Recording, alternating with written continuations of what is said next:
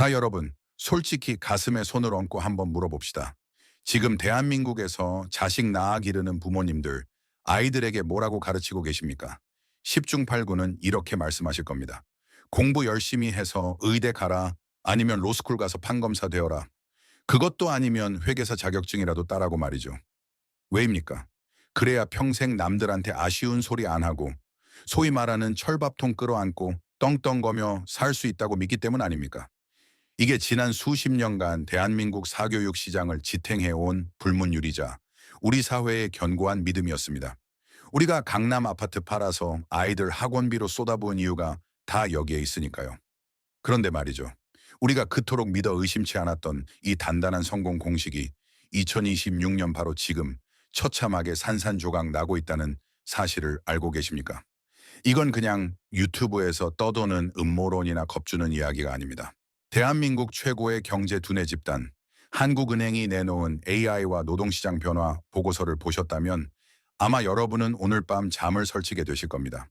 저는 이 데이터를 처음 접하고 정말 등골이 서늘하다 못해 공포감마저 느꼈습니다. 우리가 흔히 AI 시대가 오고 로봇이 상용화되면 단순 노동직이나 공장 근로자 혹은 편의점 알바 같은 일자리가 가장 먼저 사라질 거라고 막연하게 생각하잖아요. 그런데 한국은행 보고서는 완전히 정반대의 아주 충격적인 결과를 내놓았습니다.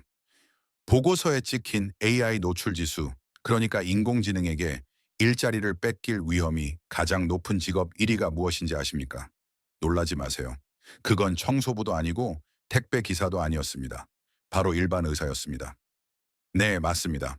여러분이 그 비싼 등록금 대가며 잠 줄여가며 그토록 되고 싶어 했던 그 의사가 AI가 보기에 가장 대체하기 쉬운 먹잇감 1순위라는 겁니다. 의사뿐만이 아닙니다. 그 뒤를 이은 2위는 회계사, 3위는 자산운용가, 그리고 4위는 변호사였습니다. 이게 도대체 무슨 일입니까? 우리가 소위 사자 직업이라 부르며 대한민국에서 가장 안정적이고 돈 잘 번다고 믿었던 그 엘리트 직군들이 왜 줄줄이 살생부의 맨 꼭대기를 차지하게 된 걸까요?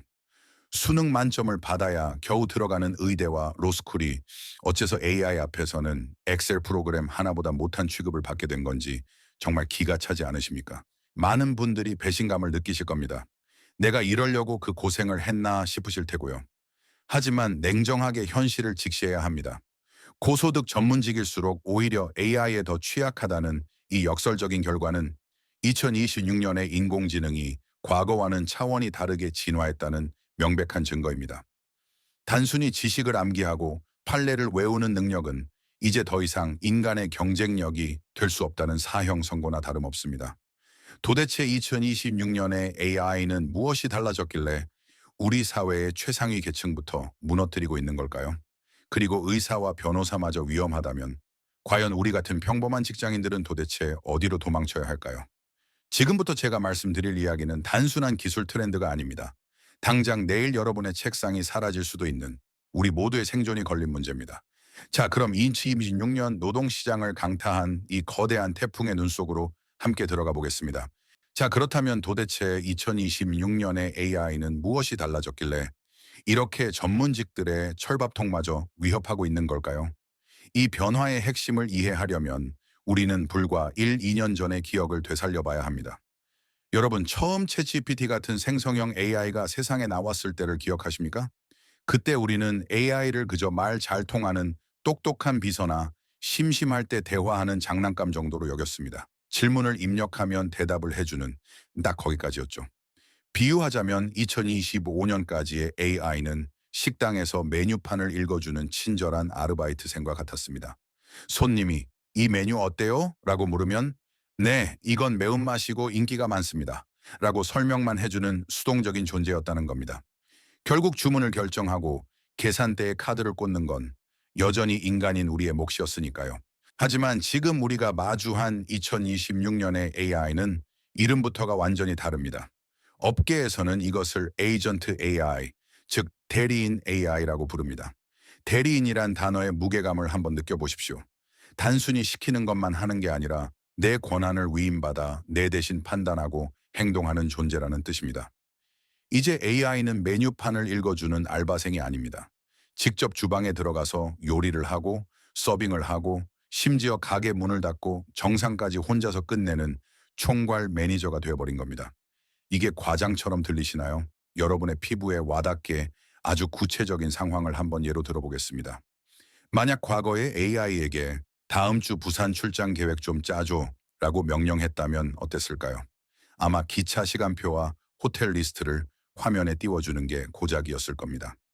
여러분은 그걸 보고 다시 코레일 앱을 켜서 예매하고 호텔 앱 들어가서 빈방 찾고 법인카드로 결제하느라 30분은 좋게 썼을 겁니다. 그런데 에이전트 AI가 상용화된 지금은 어떻습니까? 똑같이 부산 출장 잡아줘 라고 한마디만 하면 상황 종료입니다. AI가 여러분의 구글 캘린더에 접속해서 빈 시간을 확인하고 평소 선호하는 KTX 참가 좌석을 예매하고 회사 규정에 맞는 호텔을 찾아 예약한 뒤 법인카드 결제까지 단 1분 만에 끝내버립니다. 여러분이 마우스를 클릭할 필요조차 없습니다. 과정은 사라지고 오직 결과만 남는 것이죠. 이게 무엇을 의미하는지 정말 무섭지 않으십니까? 인간이 업무 과정에 개입할 틈이 아예 사라졌다는 겁니다. 과거에는 신입사원이나 비서가 하던 자료조사, 예약, 결제, 보고서, 초안 작성 같은 업무들이 이제는 사람의 손을 거치지 않고 AI 선에서 완결되는 자율주행 업무 시대로 진입했습니다. 이것이 바로 기업들이 더 이상 사람을 뽑지 않는 진짜 이유이자 에이전트 AI가 불러온 노동시장의 대격변입니다. 그런데 여러분, 여기서 끝이 아닙니다. 컴퓨터 화면 속에서 뇌를 가진 AI가 업무를 처리하는 동안 현실 세계에서는 또 다른 괴물이 깨어났습니다. 바로 AI가 튼튼한 강철 육체를 얻어 컴퓨터 밖으로 걸어 나오기 시작했다는 사실입니다. 이제 AI는 모니터라는 감옥을 탈출해 강철로 된 육체를 얻었습니다. 이것을 우리는 피지컬 AI, 즉 휴머노이드 로봇이라 부릅니다. 여러분, 올해 초 열린 CES 2026 영상을 보셨습니까?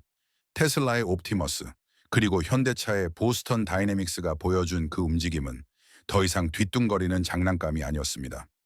인간처럼 자연스럽게 두 발로 걷고 사람의 손과 똑같은 관절로 달걀을 집어 옮기는 그야말로 완벽한 노동자의 모습이었죠. 그런데 여러분, 여기서 정말 소름 돋는 통계 하나를 반드시 기억하셔야 합니다.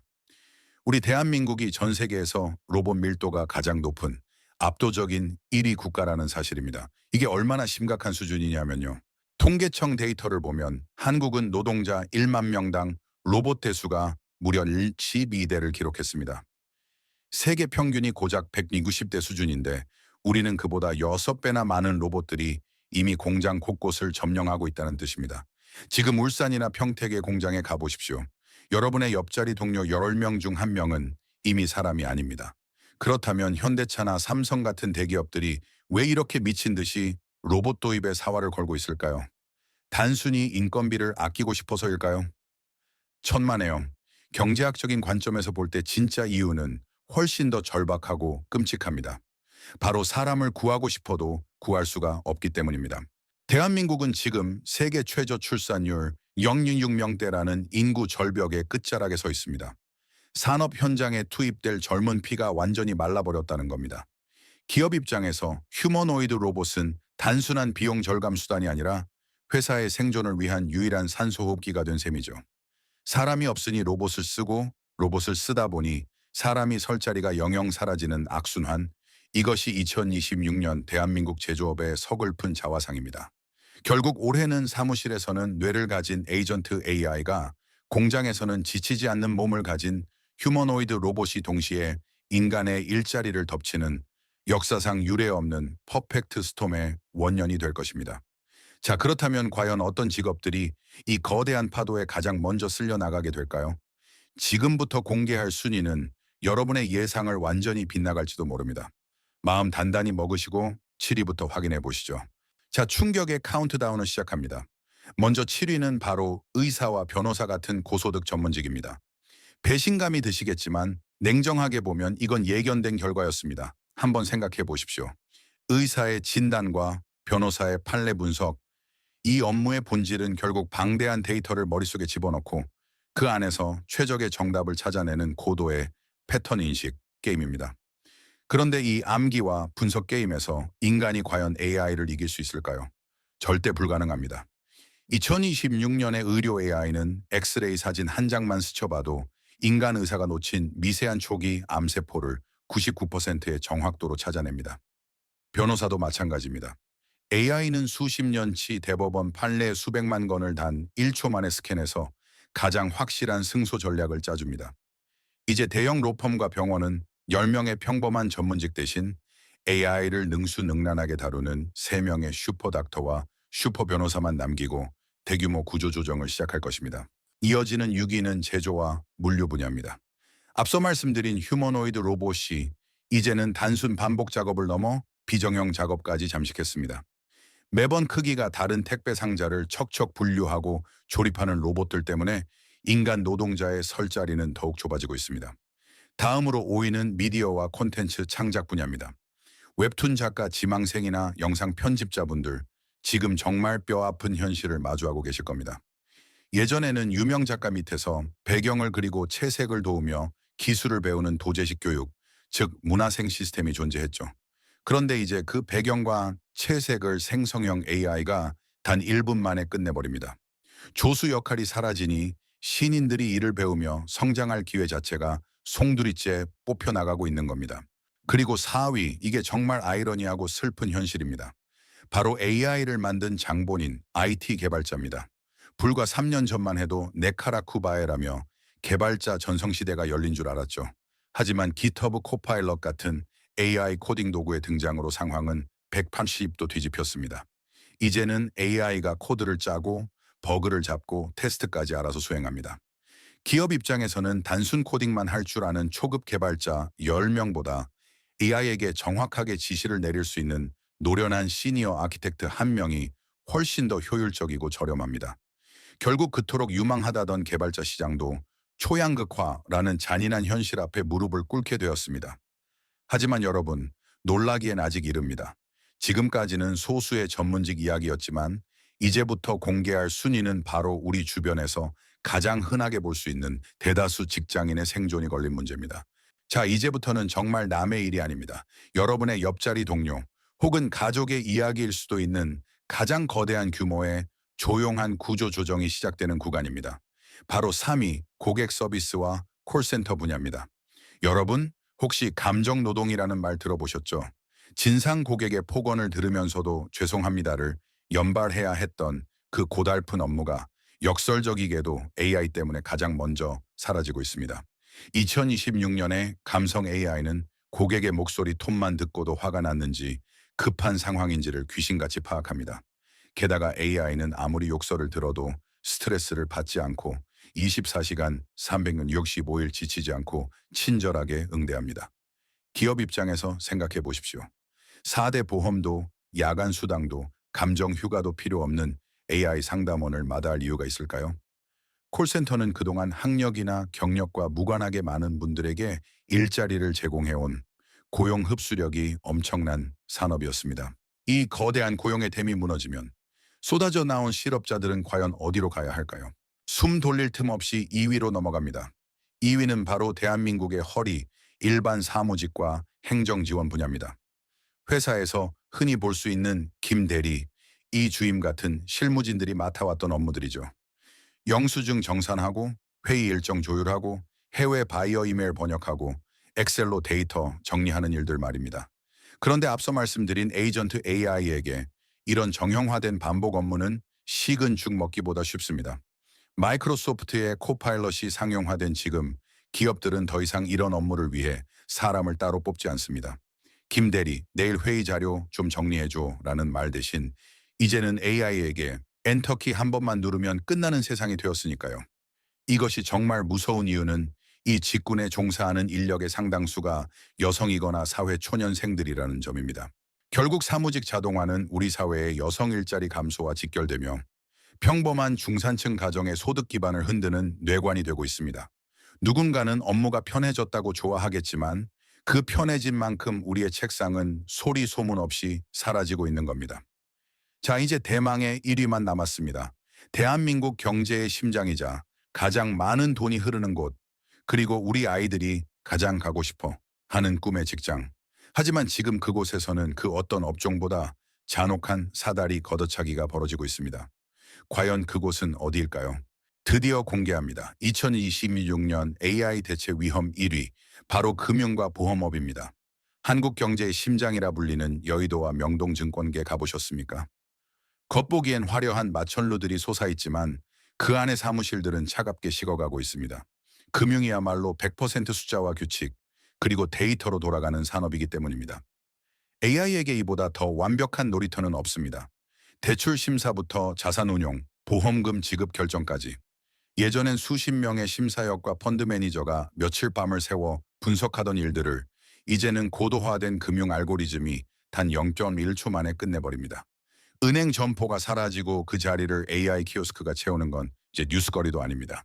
하지만 여러분, 제가 진짜 경고하고 싶은 비극은 단순히 일자리가 줄어든다는 차원을 넘어섭니다. 바로 경제학 용어로 사다리 걷어차기라고 불리는 현상이 이 분야에서 가장 잔혹하게 벌어지고 있다는 점입니다. 곰곰이 생각해 보십시오. 과거에 우리는 어떻게 전문가가 되었습니까? 신입 사원으로 입사해서 선배의 엑셀 자료를 정리하고 시장 조사를 하고 복사를 하면서 소위 잡무를 통해 업무의 기초를 배웠습니다. 그 단순하고 지루한 과정이 사실은 다음 단계로 올라가기 위한 성장의 사다리였던 겁니다. 그런데 지금은 어떻습니까? 그 사다리의 첫 번째 칸을 AI가 도끼로 찍어내 버렸습니다. AI가 잡무를 완벽하게 처리하니 기업 입장에선 아무것도 모르는 신입을 뽑아 가르칠 이유가 사라진 겁니다. 그래서 나온 말이 바로 핀셋 채용입니다. 기업들은 이제 갓 졸업한 가능성 있는 인재를 키우는 게 아니라 당장 실전에 투입할 수 있는 완성형 경력직만 핀셋으로 집어내듯 쏙쏙 뽑아갑니다. 이게 무엇을 의미할까요? 우리 청년들은 대학 졸업장은 있는데 경력을 쌓을 첫 직장을 구하지 못하는 취업의 무한 루프에 갇히게 된 겁니다. 이대로라면 10년 뒤 대한민국 금융계에는 실무를 바닥부터 배운 진짜 전문가의 씨가 마르게 될지도 모릅니다. 자, 숨이 턱 막히는 현실이지만 여기서 주저앉을 수는 없습니다. 호랑이 굴에 들어가도 정신만 차리면 산다고 했습니다. 이 거대한 파도 속에서도 살아남을 수 있는, 아니 오히려 위기를 기회로 바꿀 수 있는 세 가지 생존 지표를 지금 바로 공개하겠습니다. 자, 공포에 떨고만 있을 시간이 없습니다. 이제 우리는 감정을 배제하고 냉정하게 계산기를 두드려 봐야 합니다. 내 자리는 과연 안전한가? 막연하게 불안해하지 마시고 지금 당장 제가 말씀드리는 세 가지 생존 지표를 여러분의 업무에 대입해 보십시오. 첫 번째 지표는 바로 업무의 정형성입니다. 오늘 하루 여러분이 처리한 업무를 한번 복기해 보십시오. 만약 그 일이 정해진 매뉴얼대로만 흘러가고 반복적인 데이터 입력이나 단순 계산이 주를 이룬다면 정말 죄송하지만 여러분은 지금 얇은 살얼음판 위에 서 계신 겁니다. 규칙이 명확할수록 에이전트 AI가 치고 들어올 틈은 태평양처럼 넓어지니까요. 두 번째 지표는 AI 리터러시, 즉 인공지능 활용 능력입니다.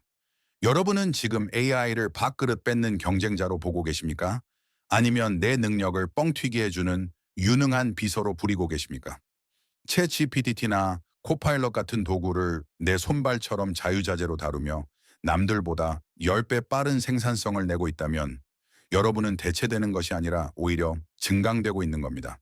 꼭 기억하십시오. 미래에 여러분을 대체하는 건 AI 그 자체가 아니라 AI를 기가 막히게 잘 다루는 옆자리의 동료가 될 것입니다.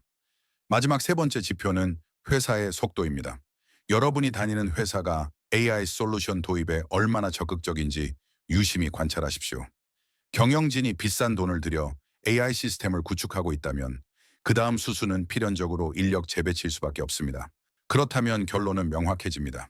우리는 AI가 죽었다 깨어나도 흉내 낼 수 없는 영역으로 필사적으로 도망쳐야 합니다. 그 안전지대가 어디냐고요? 바로 휴먼 터치가 있는 곳입니다. 복잡한 이해관계가 얽혀 있어 고도의 정치력이 필요한 협상, 클라이언트의 미묘한 표정을 읽고 마음을 움직이는 공감 능력, 그리고 옳고 그름을 따지는 윤리적 판단. 이것들은 차가운 데이터가 아니라 뜨거운 인간의 본능과 직관이 지배하는 영역입니다. AI가 완벽한 보고서를 쓸 수는 있어도 고객과 눈을 맞추며 신뢰를 쌓거나 실패한 팀원에게 다가가 어깨를 두드리며 다시 뛸 힘을 주는 건 영원히 불가능합니다.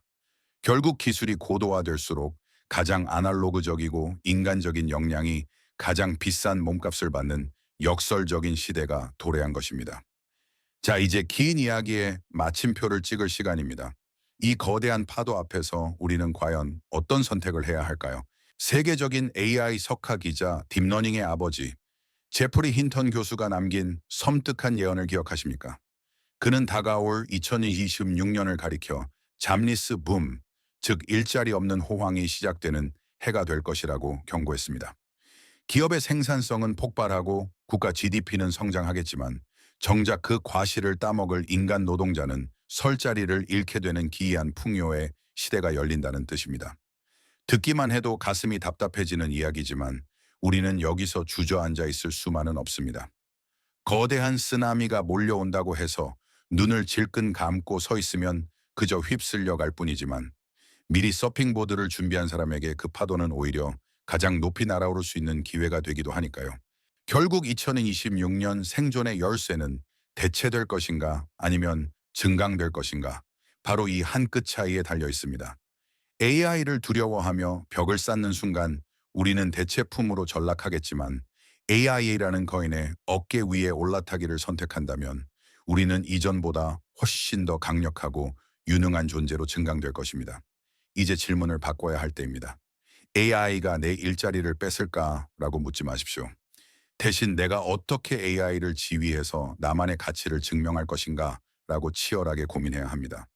기술이 발전할수록 역설적이게도 사람만이 할 수 있는 따뜻한 위로와 통찰, 그리고 창조적인 엉뚱함은 더욱 빛을 발하게 될 테니까요.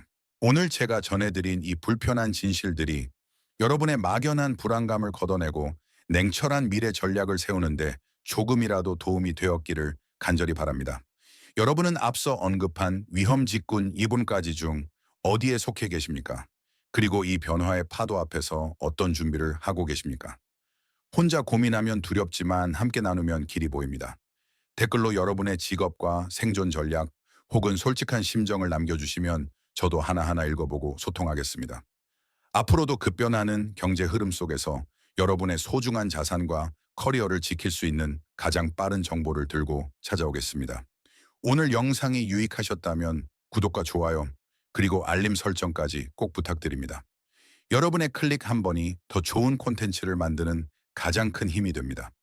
지금까지 2026년 대한민국 노동시장의 대전환을 분석해드렸습니다. 끝까지 시청해 주셔서 감사합니다.